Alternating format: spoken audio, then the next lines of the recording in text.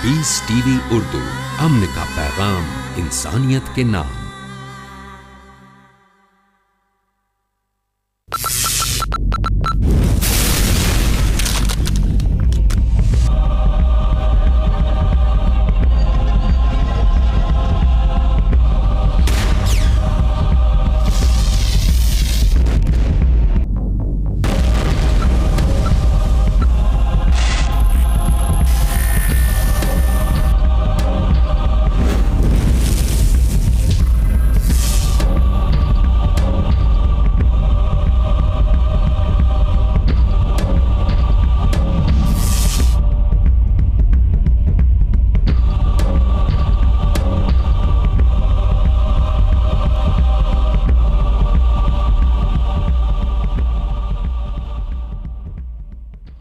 अल्हम्दुलिल्लाह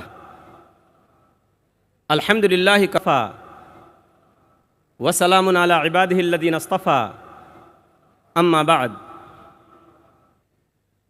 औज़ु बिल्लाहि मिनश शैतानिर रजीम, बिस्मिल्लाहिर रहमानिर रहीम। ख़वातीन व हज़रात, आज की इस अज़ीम व बावक़ार मजलिस में मैं फैज़ुर रहमान नदवी IRF की तरफ से आप सभी आने वाले मेहमानों का दिल की गहराई से इस्तक़बाल करता हूँ। अस्सलामु अलैकुम व रहमतुल्लाहि व बरकातुहू। प्रोग्राम का आगाज़ कुरान पाक की तिलावत से होगा। इसके लिए मैं आवाज़ दे रहा हूँ इस्लामिक इंटरनेशनल स्कूल मुंबई के उस्ताद कारी मुस्तकीम साहब को कि वो तशरीफ़ लाएं और कुरान पाक की तिलावत फरमाएं। कारी मुस्तकीम साहब। अस्सलामु अलैकुम व रहमतुल्लाहि व बरकातुहू। अऊज़ु बिल्लाहि मिनश शैतानिर रजीम।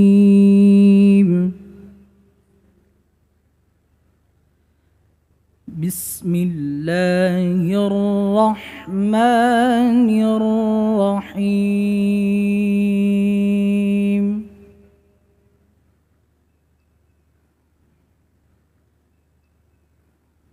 मन क़तल नफ्सन बिग़ैरि नफ्सिन औ फ़सादिन फ़िल अर्दि फ़कअन्नमा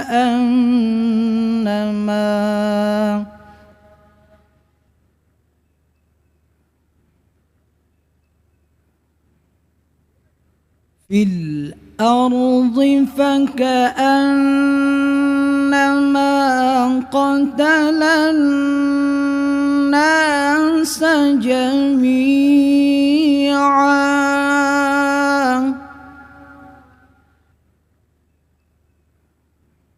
ومن أحياها فكأنما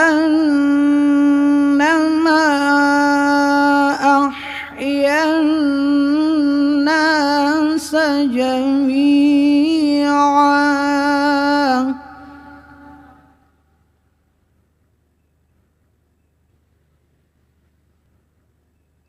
من قتل نفسا بغير نفس أو فساد في الأرض فكأنما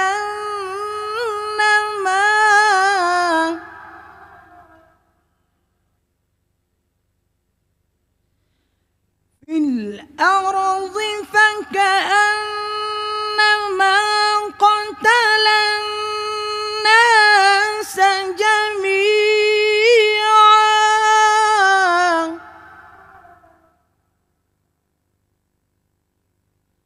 ومن أحياها فكأنما أحيا الناس جميعا।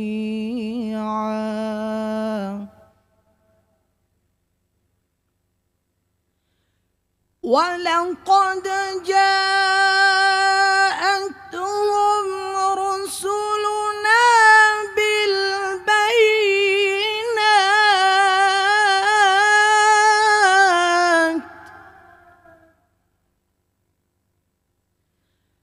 थुम्मा इन्न कसीरम मिनहुम बअद ज़ालिक फिल अर्ज़ि लमुस्रिफून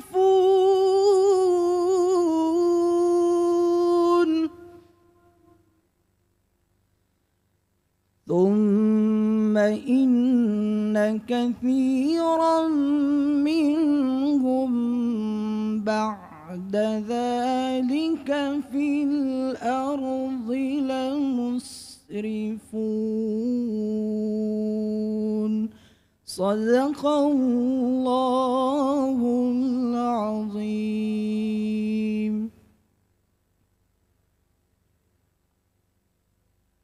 जज़ाकल्लाह कारी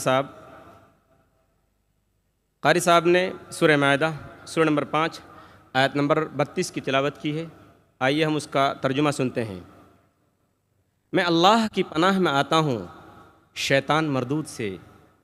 अल्लाह के नाम से शुरू करता हूँ जो बड़ा मेहरबान निहायत रहम करने वाला है। जो शख्स किसी को बग़ैर इसके कि वो किसी का कातिल हो या ज़मीन में फसाद मचाने वाला हो कत्ल कर डाले तो गोया उसने तमाम लोगों को कत्ल कर दिया। और जो शख्स किसी एक की जान बचा ले उसने गोया तमाम लोगों की जान बचा ली। और उनके पास हमारे रसूल ज़ाहिर दलीलें लेकर आए, लेकिन फिर इसके बाद भी उनमें के अक्सर लोग ज़मीन में जुल्म व ज़्यादती और ज़बरदस्ती करने वाले ही रहे। ख़वातीन व हज़रात, आप सब जानते हैं कि अगर चाँद पर मिट्टी डालने की कोशिश की जाए तो वो खुद अपने मुंह पर आ गिरती है। मीडिया ने इस्लाम के ख़िलाफ़ प्रोपेगेंडा किया, कीचड़ उछाला, गलत फहमी और बदगुमानी फैलाई गई और इस्लाम को हर तरह से बदनाम किया गया और इस्लाम पर बहुत सारे एतराज़ात किए गए। ऐसे मौके पर हमारे दरमियान से हमारी कौम का एक फ़र्द खड़ा होता है जो एतराज़ करने वालों को मुंह तोड़ जवाब देता है और ऐसे साइंसी और तशफ़ी बख्श जवाबात देता है कि इस्लाम को बदनाम करने वालों की ज़बानें बंद हो जाती हैं। बल्कि कितने अल्लाह के बंदे ऐसे हैं कि जिनको उनके जवाबात सुनने के बाद इस्लाम लाने की तौफ़ीक़ मिल जाती है। अल्लाह का फरमान है, बल नक़दिफ़ु बिल हक़्क़ि अलल बातिल फ़यदमग़ुहु फ़इज़ा हुवा ज़ाहिक़। जब हम हक़ की चोट बातिल के दिमाग पर मारते हैं तो उसका भेजा निकल कर बाहर आ जाता है। वलकुमुल वैलु मिम्मा तसिफ़ून। और तुम जो ये कहते हो कि इस्लाम मिट जाएगा, बेनामो निशान हो जाएगा, उसके मानने वाले नहीं रहेंगे, तो ये बकवास है। ऐसे जवाबात देने वाले हमारी कौम के जो होनहार फर्जंद हैं वो हैं जनाब डॉक्टर ज़ाकिर नायक साहब। आइए आज हम उस अज़ीम दाई इस्लाम का इस्तक़बाल करते हैं जिनकी तकरीर का उन्वान है, क्या आतंकवाद मुसलमानों की विरासत है। दाई इस्लाम डॉक्टर ज़ाकिर नायक साहब।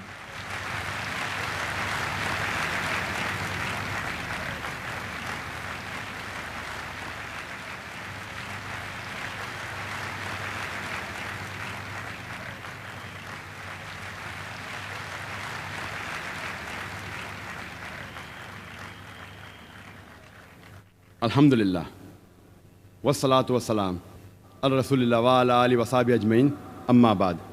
औज़ु बिल्लाहि मिनश शैतानिर रजीम, बिस्मिल्लाहिर रहमानिर रहीम। वक़ुल जाअल हक़्क़ु व ज़ाक़ल बातिल इन्नल बातिल काना ज़हूक़ा। रब्बि इश्रह ली सदरी व यस्सिर ली अमरी वहलुल उक़दतम मिन लिसानी यफ़क़हू क़ौली। मेरे मोहतरम बुज़ुर्गों और मेरे अज़ीज़ भाइयों और बहनों, अस्सलामु अलैकुम वरहमतुल्लाहि वबरकातुहू। अल्लाह सुब्हाना व तआला की सलामती, रहमत और बरकत आप सब पर हो। जैसे आप जानते हैं कि मैं तकरीर अक्सर अंग्रेज़ी में करता हूँ और उर्दू पे मुझे महारत नहीं है, लेकिन चंद मौक़ों पर जब ऑर्गेनाइजर इसरार करते हैं मैं कोशिश करता हूँ कुछ बात कहूँ उर्दू या हिंदी में। क्योंकि मेरी तालीम अंग्रेज़ी में हुई है तो जाहिर है कि इस उर्दू या हिंदी तकरीर में काफ़ी गलतियाँ करूँगा। तकरीर के पहले मैं आप सबसे माज़रत चाहता हूँ और उम्मीद रखता हूँ कि आप मेरे इन गलतियों को नज़रअंदाज करेंगे और इस तकरीर के मवाद पर तवज्जो देंगे। तकरीर शुरू करने के पहले मैं आज़म कैंपस के मैनेजमेंट कमेटी का शुक्रगुजार हूँ कि उन्हें प्रोग्राम माशाअल्लाह 3 दिन के लिए ऑर्गेनाइज किए। और उसके बाद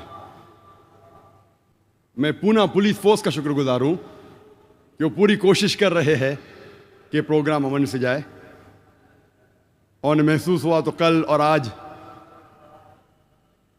भी उनने डॉग के बॉम्ब स्क्वाड भेजे कि अगर कोई चाहता है कि इस प्रोग्राम को नुकसान पहुंचाए तो उसे पकड़ ले। मैं उनका शुक्रगुजार हूँ कि प्रोग्राम के पहले उनने कुत्ते लेके आए, कल भी आज भी वो अपनी पूरी कोशिश कर रहे हैं अल्हम्दुलिल्लाह। और इंशाअल्लाह उनकी मदद से और अल्लाह सुब्हानहू व तआला की मर्ज़ी से इंशाअल्लाह हमें उम्मीद है कि 3 दिन का प्रोग्राम इंशाअल्लाह अमन से गुजरेगा इंशाअल्लाह। आज के तकरीर का मौजू है, क्या आतंकवाद मुसलमानों की विरासत है? क्या दहशतगर्दी मुसलमानों की जागीर है? Is terrorism a Muslim monopoly? और ये तकरीर सबसे पहली बार मैंने हिंदुस्तान में अंग्रेजी में की थी, बम्बई में 2 साल पहले सितंबर 2006 में, बिल्कुल जो 11 जुलाई 2006 के बॉम्ब ब्लास्ट के 2 महीने बाद जो सीरियल ट्रेन बॉम्ब ब्लास्ट हुए थे बॉम्बे में।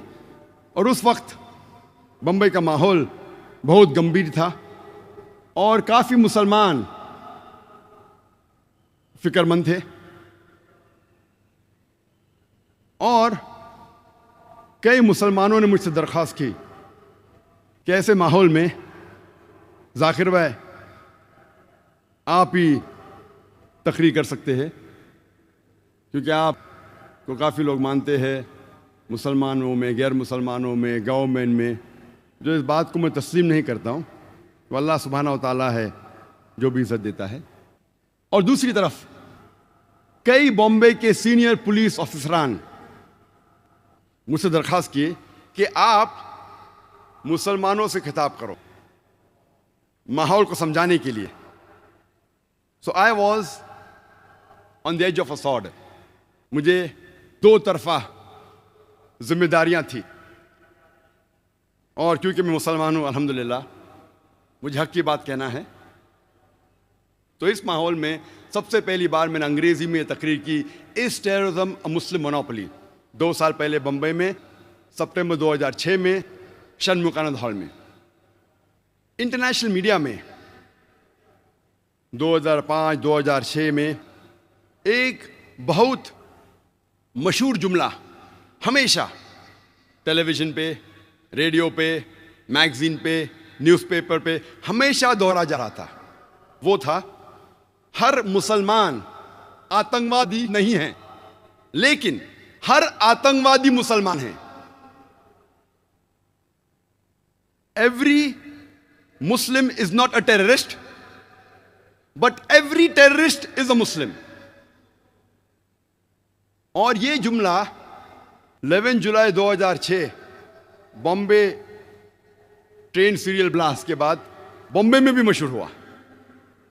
तो इस जुमले ने मुझे तहकीक करने पे मजबूर किया और उस जुमले ने ये तकरीर को जन्म दिया, क्या आतंकवाद मुसलमानों की विरासत है।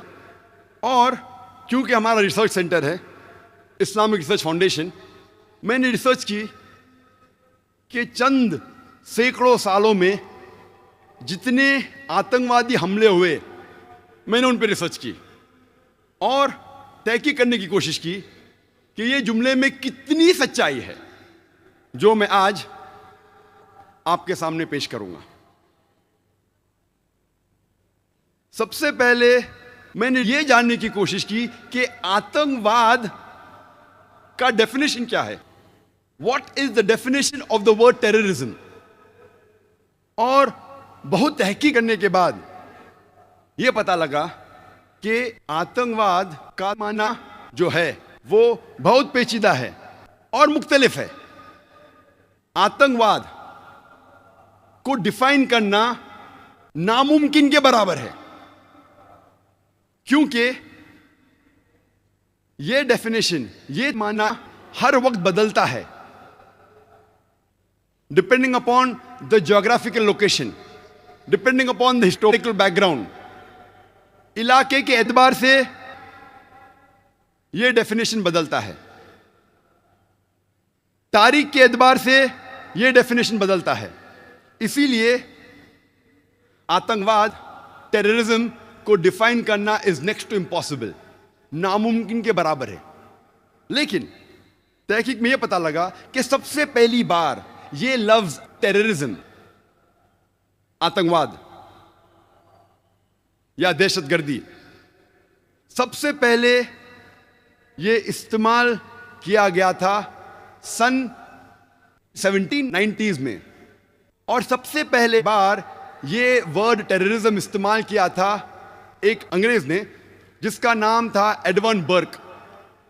फ्रेंच रेवोल्यूशन के टाइम पे जैकोबिन डोमिनेटेड फ्रेंच गवर्नमेंट को डिस्क्राइब करने के लिए इस्तेमाल किया गया था। और 1793, 1794 में वो दौर कहलाया जाता था द रेन ऑफ टेरर, दहशत का दौर। और मैक्सिमिलियन रॉबस्पियर ने, कहा जाता है, क्या 5 लाख से ज्यादा द एनिमीज ऑफ स्टेट, देश के दुश्मनों को जो वो कहता था, उनको पकड़ लिया, 40,000 से ज्यादा का कत्ल किया। गिलोटीन में सिर को काट देना। 2 लाख से ज्यादा लोगों को डिपोर्ट किया, देश के बाहर कर दिया। 2 लाख से ज्यादा को भूख के मारे मौत के घाट उतार दिया। तो सबसे पहली बार यह ब्रिटिश स्टेट्समैन एडवर्न बर्क ने इस्तेमाल किया था फ्रेंच रेवोल्यूशन के टाइम पे फ्रेंच गवर्नमेंट को डिस्क्राइब करने के लिए मैक्सिमिलियन रॉबस्पियर को।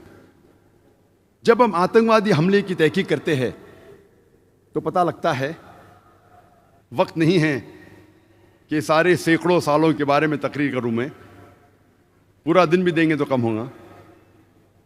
चंद मौके पेश करूंगा आप लोगों के सामने। 1881 में किंग अलेक्जेंडर II, सार अलेक्जेंडर II ऑफ रशिया, जब सेंट पीटर्सबर्ग के सड़क पे जा रहे थे गाड़ी में, एक जोर का धमाका होता है और वो गाड़ी के बाहर निकलते हैं। वो गाड़ी जो बुलेट प्रूफ कार थी, जो नेपोलियन I ऑफ फ्रांस ने उन्हें दी थी, जब वो गाड़ी के बाहर निकलते हैं फौरन और एक धमाका होता है और उनके ऊपर हमला होता है और उनका कत्ल हो जाता है। वो आदमी का नाम जिसने किंग अलेक्जेंडर II, सार अलेक्जेंडर II ऑफ रशिया का कत्ल किया, उसका नाम था इग्नेसी। वो एक पोल था बर्बक्स का, वो गैर मुस्लिम था। सन 1886 में हे मार्केट स्क्वायर शिकागो में एक लेबर रैली में, बड़ा जुलूस था लेबर का, उसके अंदर एक बम फेंका जाता है पुलिस के ऊपर और पुलिसमैन डीगन मर जाता है। फौरन पुलिस और लोगों में झगड़ा हो जाता है और इस झगड़े में 7 पुलिसमैन और मारे जाते हैं और कुल मिला के 12 की हत्या होती है। और इसके जिम्मेदार थे 8 अनार्किस्ट, 8 के 8 गैर मुस्लिम थे, मुसलमान नहीं थे। 6 सितंबर 1901 में यूएस प्रेसिडेंट जो उस टाइम था, विलियम मैकिनली, उसकी हत्या होती है। ही इज असैसिनेटेड, 2 बार गोली मारा जाता है। गोली मारने वाले का नाम था लियोन। वो एक अनार्किस्ट था, गैर मुस्लिम था, मुसलमान नहीं था। 1 अक्टूबर सन 1910 में लॉस एंजलिस टाइम्स, उसके बिल्डिंग में, लॉस एंजलिस कैलिफोर्निया यूएसए में, एक बम धमाका होता है और 21 लोग मारे जाते हैं। उसके जिम्मेदार थे जोसेफ और जेम्स मैकनामारा, दोनों गैर मुस्लिम थे। 28 जून 1914 में आर्क ड्यूक ऑफ ऑस्ट्रिया और उसकी बीवी की हत्या होती है। इसके वजह से जंग शुरू होती है, वर्ल्ड वॉर 1 की जंग, दुनियाई जंग नंबर 1, वर्ल्ड वॉर 1 शुरू होती है। और इसके जिम्मेदार थे एक ग्रुप जिसका नाम था यंग बॉस्नियंस, और इसमें अक्सर सर्ब्स थे, गैर मुसलमान थे।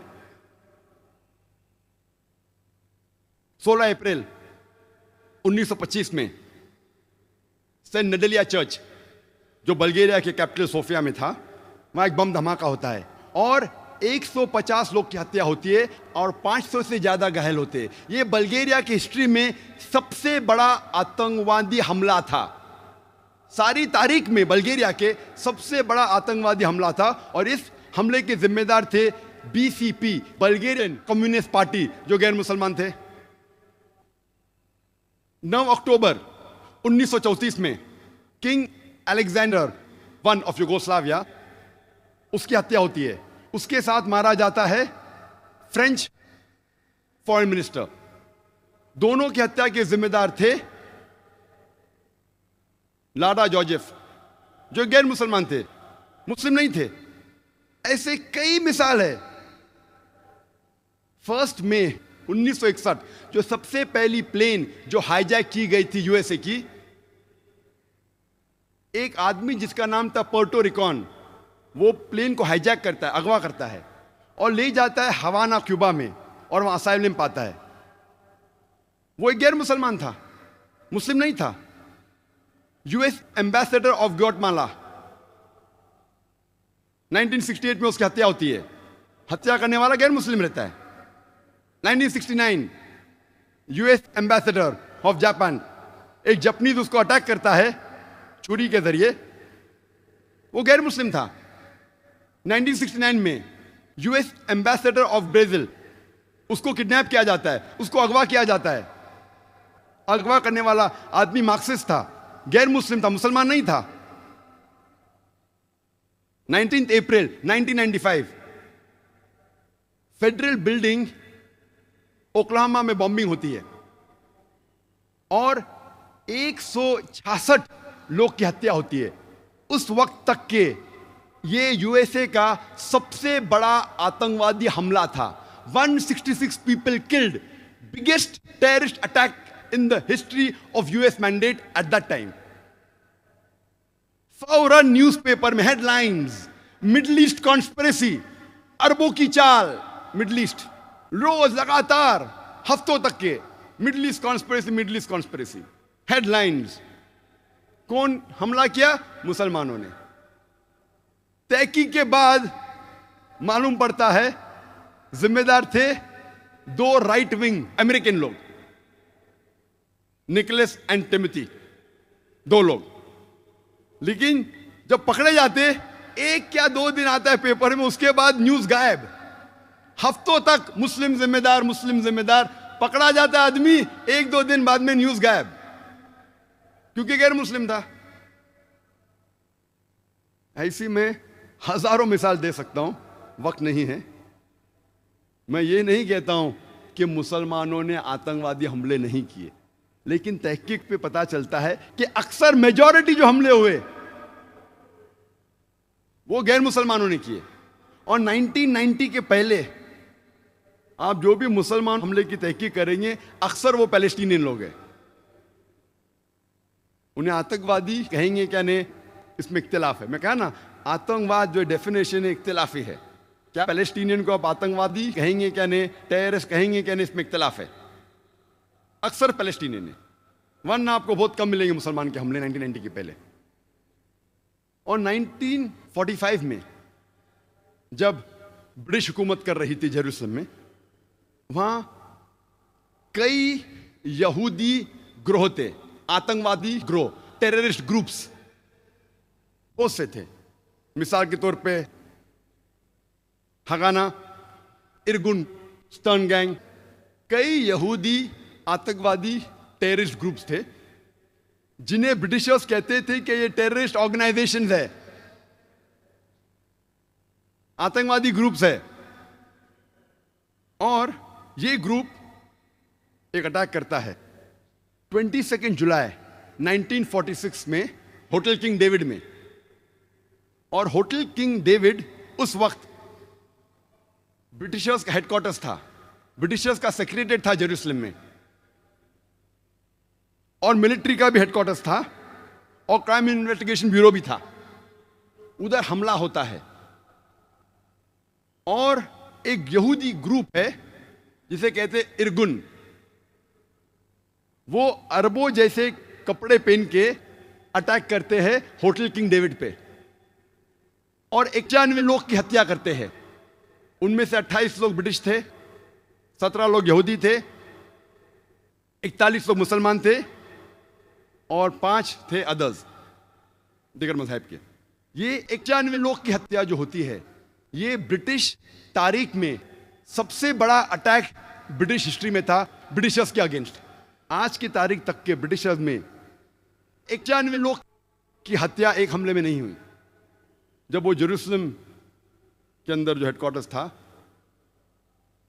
और इसके जिम्मेदार थे यहूदी लोग, इरगुन गैंग, इरगुन टेररिस्ट ग्रुप, जिसके सदर थे मेनेकेन बीगिन।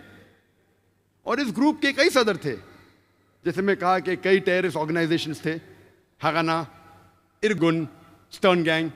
इनके सदर के कई नाम हैं, रैट्सबेक येगिन, मेनेकेन बीगिन, एरियल शेरॉन। ये सब लोग इस टेररिस्ट ग्रुप के सदर थे और ब्रिटिश गवर्नमेंट इन्हें कहती थी टेररिस्ट। बाद में जब इजराइल स्टेट बनता है, कई लोग लीडर बनते हैं इजराइल के, कई लोग प्राइम मिनिस्टर बन जाते हैं, टेररिस्ट लोग प्राइम मिनिस्टर बनते हैं। और उसके फौरन बाद जब मुसलमान पैलेस्टीनियन वही कॉज के लिए लड़ रहे थे कि हमें फ्रीडम मिलना चाहिए, यही लोग मेनेकेन बीगिन, एरियल शेरॉन, वही मुसलमान को आतंकवादी कहने लगे। कितने डबल स्टैंडर्ड्स, कितना डोगलेपना। वही लोग के लिए जब वो झगड़ रहे थे, आज पैलेस्टीनियनों कह रहे कि हमें फ्रीडम चाहिए और उन्हें कहते कि वो टेररिस्ट है। और अब तारीख जब पढ़ेंगे पता लगता है कि हिटलर ने यहूदी लोग को भगाया था जर्मनी से। यहूदी लोग सब जगह मारे जा रहे थे, तो उनके रिश्तेदार पैलेस्टीन अरबों ने कहा कि यहूदी तो हमारे कजन है, रिश्तेदार है, एलन व सहलन, हमारे वहां आ सकते हैं। यहूदी लोग को पैलेस्टीनियन लोग पनाह देते हैं, मुसलमान लोग। और उसके बाद वही लोग जो पनाह देते हैं उनको आप घर के बाहर निकालते हैं और कहते हैं कि टेररिस्ट है। ये तो ऐसी मिसाल है कि आप एक मुसाफिर को अपने घर में लेते हैं, अपने छत के अंदर, वो मुसाफिर आपको घर के बाहर करता, अपने खुद के घर के बाहर करता है, फिर आप घर के बाहर कहते का मेरा घर वापस दे दो, और लोग आपको कहते कि आप टेररिस्ट है। और जब आतंकवादी हमले की हम तहकीक करते हैं, पता लगता है कि जर्मनी में 1968 टू 1992 में एक ग्रुप थी, बादर मैनहॉफ, जो एक टेररिस्ट ग्रुप थी। कई टेररिस्ट हमले किए उनने। इटली में एक टेररिस्ट ग्रुप का नाम था रेड ब्रिगेड, जिसने कई आतंकवादी हमले किए इटली में। और 1978 में Italian prime minister premier Aldo Moro को अगवा किए और 55 दिन बाद उसकी हत्या की। ये गैर मुस्लिम थे, मुसलमान नहीं थे। इसी तरीके की एक टेररिस्ट ऑर्गेनाइजेशन, आतंकवादी ग्रोह जापान में था, जिसे कहते थे जापानीज रेड आर्मी। और इनने कोशिश की कि नर्व गैस के जरिए एक टोक्यो के ट्यूब स्टेशन में हजारों की हत्या करने की, लेकिन लोग बच गए। सिर्फ 12 लोग मारे गए। उनने नर्व गैस डाली टोक्यो के सब स्टेशन में, सिर्फ 12 लोग मरे और 5700 घायल हुए। सेम चीज योकोहामा में किया। ये ग्रुप जो थी, ये ओम श्रिंक्यो की ग्रुप थी, जो एक बुद्धिस्ट कल्ट है। ये बुद्धिस्ट थे, मुसलमान नहीं थे। ऐसी आप कई मिसाल पेश कर सकते हैं। यूके में हम जानते हैं कि सबसे खतरनाक टेररिस्ट अटैक और सबसे ज्यादा जो टेररिस्ट अटैक किए वो है IRA ने, आयरिश रिपब्लिकन आर्मी। ये एक कैथलिक ऑर्गेनाइजेशन है, क्रिश्चियन ऑर्गेनाइजेशन है, ईसाई टेररिस्ट ऑर्गेनाइजेशन है। लेकिन कभी भी यूके मीडिया में आपको ये नहीं मिलेगा कि कैथलिक टेररिस्ट ग्रुप, कहा जाएगा IRA, आयरिश रिपब्लिकन आर्मी, क्योंकि वो मुसलमान नहीं है। अगर मुसलमान कुछ गलत काम करते हैं तो नाम आता है का मुस्लिम टेररिस्ट। बाकी कौन गलत काम करता है तो उसे इलाके से जाना जाता है। मुसलमान चाहे USA में हो, सऊदी में हो, यूके में हो या इंडिया में हो, तो मुसलमान जैसा पहचाना जाता है। अच्छे काम किए तो कहेंगे इंडियन ने अच्छे काम किया, मुसलमान ने नहीं। इंडियन को नोबेल प्राइज मिला, मुसलमान को नहीं। तो डबल स्टैंडर्ड्स क्यों? और ये जो ऑर्गेनाइजेशन है आयरिश रिपब्लिकन आर्मी, वो खुसूसन कैथलिक ऑर्गेनाइजेशन है, इसीलिए झगड़ा कर रही है प्रोटेस्टेंट के साथ और कई सालों से कर रही है। 100 से ज्यादा टेररिस्ट अटैक किए उनने। 1972 में 22 फरवरी में एल्डरशॉट में उनने बम का धमाका किया, जिसमें 7 लोगों का कत्ल हुआ। 21 जुलाई 1972 बेलफास्ट शहर में ये IRA ने और एक बम धमाका किया, जिसमें 11 लोग का कत्ल हुआ और 130 घायल हुए। 10 दिन बाद 31 जुलाई 1972 में क्लॉडिंग में 3 बम धमाका किए उनने और इसमें 9 लोग की हत्या हुई। 1974 में गिलफोर्ड पब में उनने बम धमाका किया, जिसमें 5 लोग का इंतकाल हुआ और 44 लोग घायल हुए। उसी साल 1974 में बर्मिंघम पब में फिर से एक बम धमाका किया, जिसमें 21 लोग का कत्ल हुआ एंड 182 घायल हुए। ये IRA ने 1996 में लंदन में बम धमाका किया, जिसमें 2 लोग का कत्ल हुआ और 100 लोग से ज्यादा घायल हुए। उसी साल 1996 में मैनचेस्टर में एक बम फोड़ा शॉपिंग कॉम्प्लेक्स के बाहर, जिसमें 206 लोग घायल हुए। 1998 में यही IRA ने एक 500 पाउंड का कार बम बर्स्ट किया बैम्ब्रिक शहर में, जूते की दुकान के बाहर, जिसमें 35 लोग घायल हुए और 200 से ज्यादा घर तबाह हुए। यही IRA ने उसी साल 1998 में ओमैग में और एक 500 पाउंड का कार बम फोड़ा, जिसमें 29 लोग का इंतकाल हुआ, 29 लोग का कत्ल हुआ और 330 घायल हुए। 2001 में BBC में फिर से उन्हें बम फोड़ा। IRA के बारे में अगर मैं तकरीर करने लगूं तो एक दिन निकल जाएगा। कैथलिक लोग हैं, लेकिन कहा जाता है IRA, आयरिश रिपब्लिकन आर्मी। इस तरीके से कई मिसाल पेश कर सकता हूं। स्पेन और फ्रांस में एक टेररिस्ट ऑर्गेनाइजेशन का नाम है ETA, जो बहुत से आतंकवादी हमले करते हैं। अफ्रीका में इतने आतंकवादी ग्रुप है, ग्रोह है, कि मीडिया को वक्त ही नहीं किसको जिम्मेदार ठहराए। इसमें से सबसे खतरनाक है लॉर्ड्स सैल्वेशन आर्मी। ये एक क्रिश्चियन टेररिस्ट ऑर्गेनाइजेशन है, लॉर्ड्स सैल्वेशन आर्मी, और वो छोटे छोटे बच्चे लोग को ट्रेन करती है टेररिस्ट अटैक कमिट करने के लिए। छोटे छोटे बच्चे को ट्रेन करती है आतंकवादी हमले करने के लिए। बहुत खतरनाक ऑर्गेनाइजेशन है, हाई क्रिश्चियन ऑर्गेनाइजेशन, नाम है लॉर्ड्स सैल्वेशन आर्मी। श्रीलंका में हम जानते हैं जो एक बहुत खतरनाक टेररिस्ट ऑर्गेनाइजेशन है, उसका नाम है LTTE, liberation tigers of Tamil इलम, शॉर्ट फॉर्म है तमिल टाइगर्स। हमेशा पेपर में आता है LTTE, तमिल टाइगर्स। कौन है वो? हिंदू लोग है। और जब तहकीक करते हैं हमें पता लगता है कि ये वो लोग हैं जिन्होंने सबसे पहले सुसाइड बॉम्बिंग को मशहूर किया। और एक किताब लिखी अमेरिकन ने, रॉबर्ट पेप ने, जो एसोसिएट प्रोफेसर शिकागो में थे, डाइंग टू विन। उनका रिसर्च था टेररिस्ट अटैक पे, सुसाइड बॉम्बिंग पे। और उनने कहा कि लोग जो इल्जाम लगाते मुसलमान सुसाइड बॉम्बिंग करते हैं, इसकी शुरुआत किसने की, इसको सबसे आम किसने किया, किसने सबसे आम किया इसे। और वो कहते हैं कि नंबर 1 जो आज के दौर में जो सुसाइड बॉम्बिंग के माहिर थे वो LTTE हिंदू थे।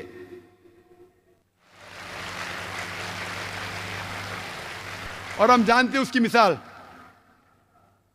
मिसाल हम जानते हैं कि 21 मई 1991 हमारे प्रधानमंत्री थे प्राइम मिनिस्टर राजीव गांधी को सुसाइड बॉम्ब के जरिए उनका कत्ल किया गया था। एक औरत LTTE ग्रुप की, तमिल टाइगर्स की, अपने जिस्म पे बॉम्ब बांध के छुपा के वो हार पहनाना जाती है उस टाइम के प्रधानमंत्री राजीव गांधी को, और बॉम्ब धमाका करती है और अपने साथ खुद मर के राजीव गांधी को मार के 16 लोग की और हत्या करती है। वो थी एक औरत, हिंदू औरत। लेकिन पेपर में ये नहीं आया कि हिंदू टेररिस्ट अटैक, तमिल लोग ने अटैक किया, हिंदू लोग ने नहीं। क्यों? और रॉबर्ट पेप लिखते हैं कि क्यों मुसलमान को, अगर हिस्ट्री में देखेंगे जितने जंग मुसलमानों की हुई उसके अंदर कोई सुसाइड बॉम्बिंग हुआ क्या पहले? और ये सुसाइड बॉम्बिंग को आम बात में अमेरिकन लोग ने किया। आज लेकिन ब्लेम आता हमेशा मुसलमान पे। ऐसे कई मिसालें। LTTE ने सिर्फ, अगर आप तहकीक करेंगे, लास्ट 16 साल में उन्होंने 157 टेररिस्ट अटैक्स किए। अभी हम आते हैं हमारे देश हिंदुस्तान में। हमेशा मीडिया में पढ़ेंगे हम कश्मीरी मिलिटेंट, मुस्लिम टेररिस्ट। मैं ये नहीं कहता हूं कि मुसलमान ने आतंकवादी हमले नहीं किए, कोई भटके हुए मुसलमान हैं जो किए होंगे, मैं ये नहीं कहता हूं कभी नहीं किए, ये बिल्कुल गलत होगा। लेकिन मीडिया में जब फ्रंट पेज पे आएंगे अक्सर मुस्लिम टेररिस्ट, जैसे बाकी टेररिस्ट कौन है ही नहीं, इस देश में सिर्फ मुसलमान ही टेररिस्ट है।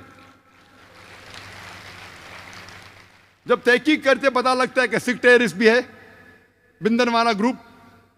और ये सिख टेररिस्ट ने 5 जून सन 1984 में उन्हें गोल्डन टेम्पल को कब्जा किया। इंडियन आर्मी फोर्स जाती है, उनको बाहर निकालती, 100 लोग की हत्या होती है। उसके चंद महीने बाद 31 अक्टूबर सन 1984 में उस टाइम के प्रधानमंत्री राजीव गांधी की माता श्रीमती इंदिरा गांधी की हत्या होती है। उसकी खुद की सिक्योरिटी गार्ड उसकी हत्या करते। आता है पेपर्स में security guard assassinated Shrimati Indira Gandhi. कौन था? सिख था। आज भी आप वेबसाइट पे जाएंगे, आपको यह नहीं मिलेगा कि सिख टेररिस्ट ने अटैक किया। Personal body guards of Shrimati Indira Gandhi ने उसकी हत्या की। आप असम में जब जाएंगे, असम में एक टेररिस्ट ऑर्गेनाइजेशन है ULFA, united liberation front of Assam. बहुत खतरनाक है। उनका मेन मकसद है, वो हिंदू ऑर्गेनाइजेशन है, हिंदू आतंकवादी ग्रुप है। उनका मेन मकसद है कि मुसलमान को मारना, मुसलमान की हत्या करना। और आपको पता है कि चंद सालों में उल्फा, सिर्फ उल्फा ने, ये 2 साल के पहले का स्टैटिस्टिक्स है, अभी अपडेट नहीं किया हूं मैं, 2006 तक के उल्फा ने 749 टेररिस्ट अटैक्स किए। There is no other terrorist organization in the world history who has done 749 terrorist attacks. 749 terrorist attacks ULFA ने किए चंद सालों में सिर्फ। हम पढ़ते ही नहीं पेपर में, हमें पता ही नहीं। मैं जब बॉम्बे में पेपर पढ़ता हूं पता चलता कश्मीरी टेररिस्ट, मुस्लिम टेररिस्ट। जब मुझे कश्मीर लोग काफी बुला रहे थे तकरीर करने के लिए, और मैं सोच जाऊं क्या नहीं जाऊं, जाऊं क्या नहीं जाऊं। फिर 2003 में सोचता हूं मैं जाऊंगा। अल्हम्दुलिल्लाह वहां की गवर्नमेंट पूरा इंतजाम करती है। और 14 साल के बाद सबसे पहली बार खुले आम पोलो ग्राउंड में तकरीर करने की परमिशन देती है। माशाल्लाह 1 लाख से ज्यादा लोग वहां मौजूद होते। मैं सोच रहा था मैं जाऊं क्या नहीं जाऊं, हालात बुरे हैं। मौत का तो डर नहीं अल्हम्दुलिल्लाह अल्लाह के काम के लिए, बस सोच रहा था अच्छी फिजा है कहने गया मैं। फौरन गवर्नमेंट ने मुझे 2 पुलिस ऑफिसर दिए स्टैंड गन के साथ। मैं वहाँ गया, तकरीर किया, चीफ मिनिस्टर से मिला, गवर्नर ने मुझे बुलाया डिनर के लिए, ब्रेकफास्ट के लिए, काफ़ी मिनिस्टरों से मिला। हालात तो लग रहे थे, लेकिन मुझे कुछ महसूस नहीं हुआ कि 2 बॉडीगार्ड्स की ज़रूरत थी। चंद महीने बाद मैं जाता हूँ आसाम में, एयरपोर्ट पे उतरता हूँ, उतरते ही 4 पुलिसमैन स्टैंड गन के साथ। 4 पुलिस, आसाम में क्या जरूरत है? आसाम में 4 पुलिसमैन, वो भी स्टैंड गन के साथ, क्या जरूरत है? जब मैं सड़कों पे निकलता हूं, एयरपोर्ट से दूर जाता हूं, फिर एहसास हुआ मुझे 3 दिन बाद कि अगर ये 4 पुलिस अफसरान मेरे साथ नहीं होते थे तो शायद मैं आज नहीं होता था यहां। हमें तो पता ही नहीं आसाम की हालत क्या है। आसाम में इतने आतंकवादी हमले हो रहे, हमें पता ही नहीं है। मुझे तो बिल्कुल नहीं पता था, मैं न्यूज़पेपर पढ़ता हूं हमेशा। वहां जाने के बाद पता चला, इंटरनेट पे तहकीक करने के बाद पता चला कि वहां की terrorist organization is one of the most dangerous, बहुत खतरनाक। ऐसे कई टेररिस्ट ऑर्गेनाइजेशन असम में, बोडो, मिजोरम में कई क्रिश्चियन ऑर्गेनाइजेशन है, Mizo Christians, Christians of Naga, वो भी आतंकवादी हमले करते।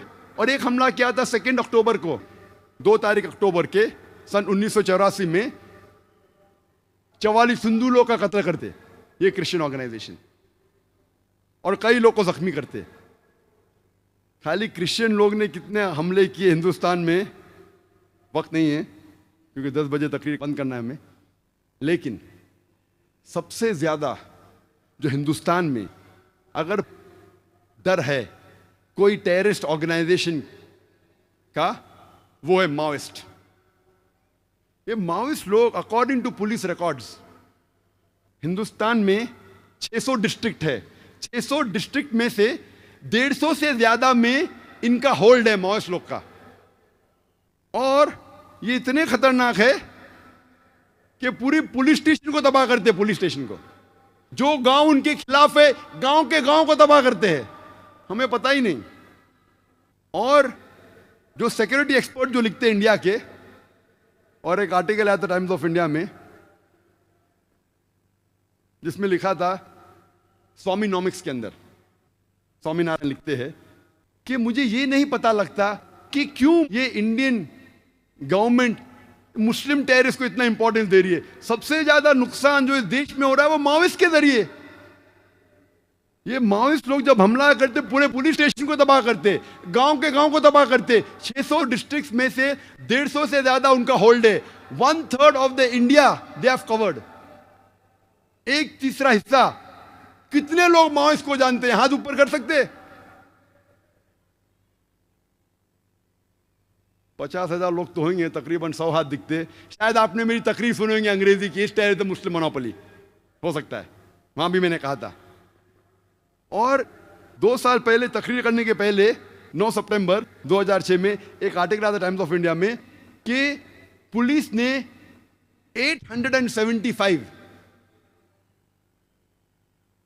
875 रॉकेट्स जो माओइस्ट के थे उनको पकड़ लिया।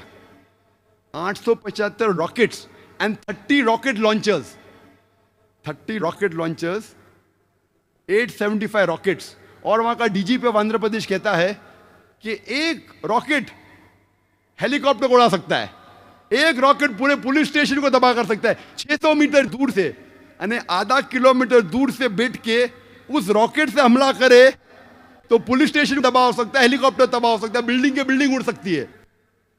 रॉकेट लॉन्चर्स, ये तो पूरे देश पे हमला करने की प्रिपरेशन है। आर्टिकल आएगा, छोटा इनसाइड इंफॉर्मेशन आएंगे, हेडलाइंस पे नहीं आएगा, इनसाइड पेजेस पे आएगा, 9 पेज पे, 7 पेज पे। क्यों? क्योंकि मुसलमान नहीं हो। आप सोच सकते। तो ये स्वामीनाथन कहते हैं कि ये इंडियन गवर्नमेंट ये वेस्टर्न पॉलिसी क्यों इख्तियार कर रही है? सबसे ज्यादा खतरा जो है, उन्हें हजारों लोग की हत्या की है, उनके बारे में उनको फिक्र नहीं, उनको फिक्र है मुस्लिम टेररिस्ट के बारे में। जब हम तहकीक करते हैं आतंकवादी हमले की सारी दुनिया में और इंडिया में भी, हमें पता लगता है, और बिला शक हम खुल्लम खुल्ला बिला शक सबूत के साथ हम कह सकते हैं आतंकवाद मुसलमानों की विरासत नहीं है। आतंकवाद मुसलमानों की विरासत ही नहीं है, बल्कि स्पेशलिटी भी नहीं है, खुसूसियात भी नहीं है। इस्लाम में आतंकवाद को बढ़ावा दिया ही नहीं जाता है। इस्लाम डजंट एनकरेज टेररिज्म।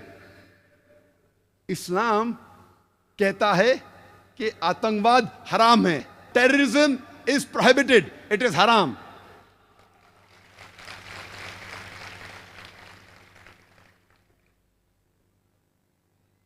जब हम तहकीक करते हैं जितने आतंकवादी हमले हुए दुनिया में, इंडिया में, हमें पता लगता है कि सब टाइप के आतंकवादी है। कैथलिक आतंकवादी है, क्रिश्चियन आतंकवादी है, हिंदू आतंकवादी है, यहूदी आतंकवादी है, मुस्लिम आतंकवादी है, सिख आतंकवादी है, बुद्धिस्ट आतंकवादी है, कम्युनिस्ट आतंकवादी है, सेक्युलर आतंकवादी है। When we do a survey, we come to know that there are all types of terrorists. There are Catholic terrorists, there are Christian terrorists, there are Jewish terrorists, there are Hindu terrorists, there are Muslim terrorists, there are Sikh terrorists, there are Buddhist terrorists, there are secular terrorists, there are communist terrorists. So why do you say that terrorism is a Muslim monopoly? So क्यों आप कहते हैं आतंकवाद मुसलमान की विरासत है? और क्योंकि मैं इस्लाम और तकाबुल मज़ाहिब का तालिब इल्म हूँ, इस्लाम एंड कंपैरेटिव रिलीजन का तालिब इल्म हूँ,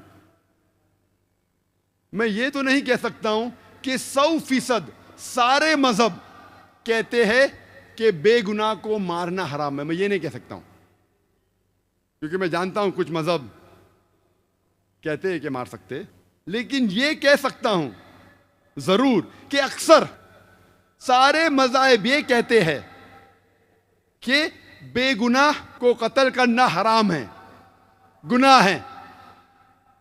और इन सारे मज़ाहिब में से अव्वल नंबर जो बेगुनाह इंसान के कत्ल के खिलाफ है वो है इस्लाम।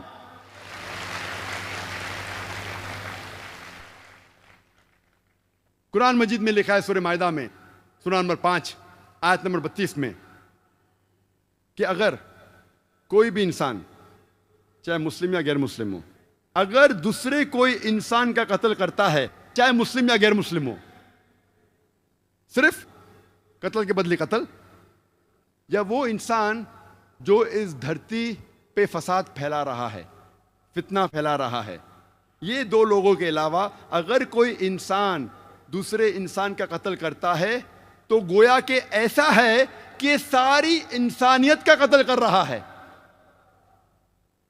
कुरान मजीद में लिखा है कि अगर कोई इंसान कोई दूसरे बेगुनाह इंसान का कत्ल करता है तो गोया कि ऐसा है कि सारी इंसानियत का कत्ल कर रहा है।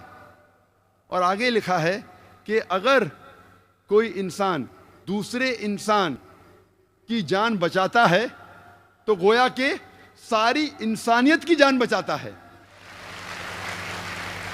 मैं ये नहीं जानता हूं कि कोई मजहब की किताब में लिखा है कि अगर आप एक इंसान की जान बचाओ तो सारी इंसानियत की जान बचाओ। ये इस्लाम में लिखा है, कुरान में ये नहीं लिखा है कि मुसलमान की जान बचाओ तो अच्छी चीज है। कोई भी मासूम इंसान की अगर जान बचाते हैं आप, चाहे मुस्लिम या गैर मुस्लिम, सारी इंसानियत की जान बचाते। और कोई भी मासूम इंसान का कत्ल करते हैं तो गोया के सारी इंसानियत का कत्ल कर रहे हैं।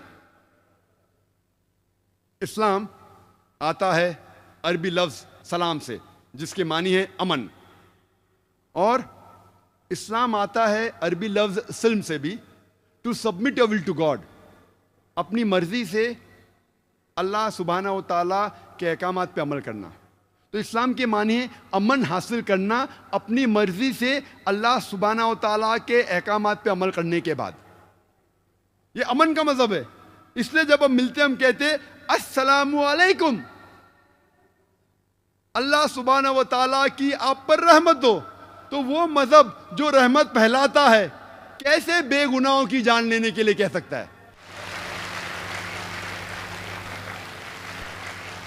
मैं ये मानता हूं कि there are black sheep in all communities including in Muslims. बुरे लोग हर मजहब में आप पाएंगे जो मजहब का पालन नहीं करते, और इस्लाम में भी आप पाएंगे कुछ मुसलमान अपने आप को मुसलमान कहते हैं लेकिन मजहब का पालन नहीं करते। There are black sheep in every community. Sheep के वजह से क्या आप सारे मुसलमानों को कहेंगे क्या वो गलत है?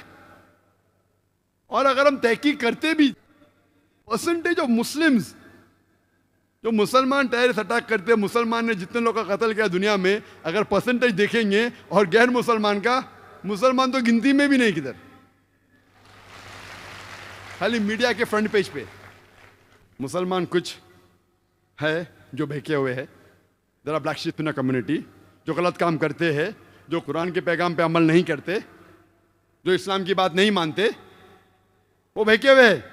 मैं नहीं कहता कोई भी आदमी जो मुसलमान कहता है अपने आप को बेगुनाह को नहीं मारा, मारा है। लेकिन जब हिस्ट्री की तहकीक करते हैं कि सबसे ज्यादा आतंकवादी हमले किसने किए, मैं आपसे पूछना चाहता हूं कि दुनिया की हिस्ट्री में, इंसानियत की तारीख में आप कह सकते वो कौन सा शख्स है इंसानियत की तारीख में जो सबसे ज्यादा इंसानों का कत्ल किया है? कौन है वो शख्स? आसान सवाल, आसान जवाब, हिटलर। हिटलर क्या मुसलमान था? कौन था वो? क्रिश्चियन। लेकिन कभी भी आर्टिकल में नहीं आएगा Christian is the biggest terrorist, कभी नहीं आएगा। हिटलर ने खुद 6 मिलियन 60 लाख यहूदी को मौत के घाट उतारा, इंसिनरेटेड देम, उन्हें जला दिया। और तारीख गवाह है कि हिटलर के वजह से वर्ल्ड वॉर 2 शुरू हुई, और वर्ल्ड वॉर 2 में 6 करोड़ इंसानों की हत्या हुई। आज की तारीख कहती है कि हिटलर इसके जिम्मेदार है। 6 करोड़ लोग की हत्या, 60 million people in the world, the blame goes on Hitler. कौन था वो? मुसलमान था? क्रिश्चियन था? नंबर 2 पे कौन आता है?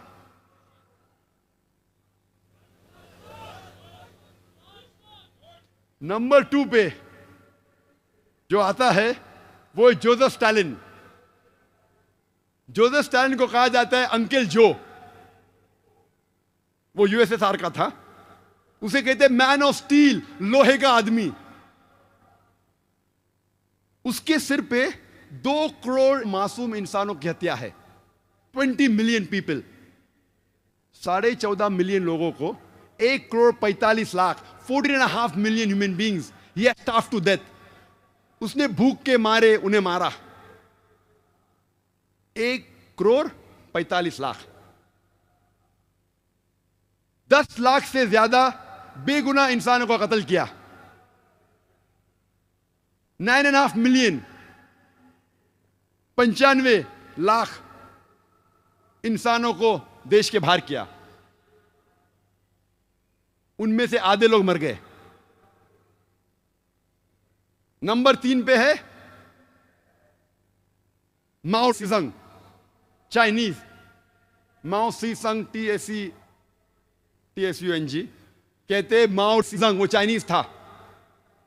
उसके सिर पे 14 मिलियन 1 करोड़ 40 लाख बेगुनाह इंसानों की हत्या है।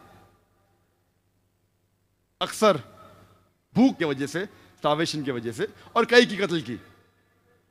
ये तीनों मुसलमान नहीं थे। ना हिटलर मुसलमान था, ना जोसेफ स्टालिन मुसलमान था, ना माओ त्से-तुंग मुसलमान था। उसे कहते चेयरमैन माओ। जो माओइस्ट लोग है ना, माओइस्ट लोग, ये माओइस्ट लोग को नाम मिला माओ से, चेयरमैन माओ से। नंबर 4 बेनिटो मुसोलिनी, जो इटली का था, 4 लाख से ज्यादा लोग मरे और 30,000 से ज्यादा जो इथोपिया में उन्हें कत्ल किए। मैक्सिमिलियन रोबस्पियर, उसने 40,000 लोग की हत्या की और 2 लाख से ज्यादा को भूख से मारा प्रिजन में कैद करके। फरिश तो लंबी है, वक्त नहीं है। उसमें से एक का नाम है, इंटरनेशनल नाम लूं तो इंडियन नाम भी लेना चाहिए ना मुझे। इंडिया में सबसे ज्यादा कत्ल किसने किया? सबसे ज्यादा कत्ल किया अशोका ने। हम तारीख में पढ़ते हैं स्कूल में कि कलिंगा के वॉर में 1 लाख लोग मारे जाते। कब हुई वॉर? 261 BC, 261 सन 261 बिफोर क्राइस्ट, यानी 2270 साल पहले अशोका ने 1 लाख से ज्यादा लोगों की हत्या की। आप सोच सकते हैं 2000 साल पहले पॉपुलेशन कितनी कम थी। जितनी पॉपुलेशन कम, अभी पॉपुलेशन ज्यादा है। कम पॉपुलेशन में 1 लाख को मारना ने आज की तारीख में उसको कितने से मल्टीप्लाई करना, हमें कैलकुलेशन करने पड़ेगा, 10 बार या 100 बार कैलकुलेट करने पड़ेगा। उस वक्त 2270 साल पहले, वो अलग बात है कि बाद में उसको अफसोस हुआ, इतना अफसोस हुआ कि आज आप नोट पे भी उसका आज देखेंगे छापा, अशोका पिलर।